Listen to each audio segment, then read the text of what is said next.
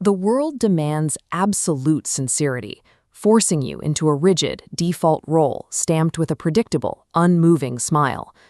The 18th century philosopher Denis Diderot famously noticed that the bad actor is the one who relies entirely on genuine, unvarnished emotion. When you wear your heart on your sleeve, you become a known quantity, tiresome to watch, and easily manipulated by an envious public.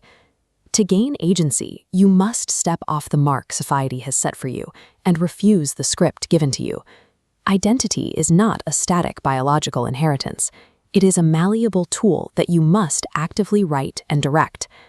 When Aurore Dupin-Dudevant arrived in 19th century Paris, she found herself confined to the narrow, powerless role of the woman writer. She hijacked the script by adopting a masculine pseudonym and persona, George Sand. She wore heavy men's coats, smoked cigars, and dominated conversations. This performance gained her entry into elite artistic circles that had previously ignored her. Abraham Lincoln also mastered character construction, recognizing the public's desire for a specific archetype. He used photography to spread the image of the homespun country president, complete with a calculated costume of an unkempt beard and crooked bow tie. Adopting a calculated mask protects your private self while granting you the power to command any room. A great character requires a grand stage. In the high-stakes political theater of the ancient world, the setting was the message. Julius Caesar realized that political power and theatrical spectacle are inextricably linked. At the edge of the Rubicon River, Caesar faced a crisis. His generals were uncertain, hesitating at the start of a civil war. Caesar pointed to a trumpeter as a divine omen and delivered the theatrical line, "The die is cast." He cemented this image through extravagant public spectacles and mock naval battles, winning the absolute devotion of the masses. Embedding your actions with intentional spectacle overwhelms an audience's logic and forces them to follow your narrative.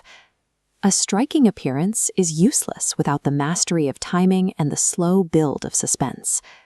Leading up to his 1932 inauguration, Franklin Delano Roosevelt utilized a period of absolute public silence, building national anxiety to a fever pitch.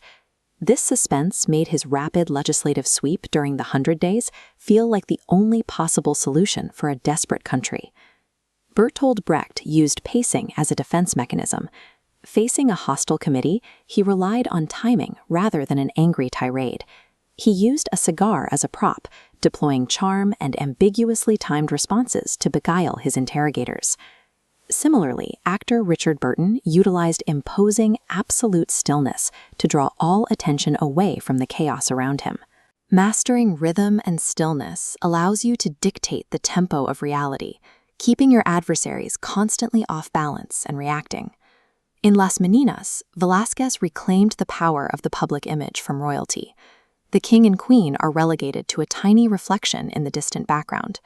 Meanwhile, Velázquez stands in the foreground, holding the tools of creation, asserting his dominance.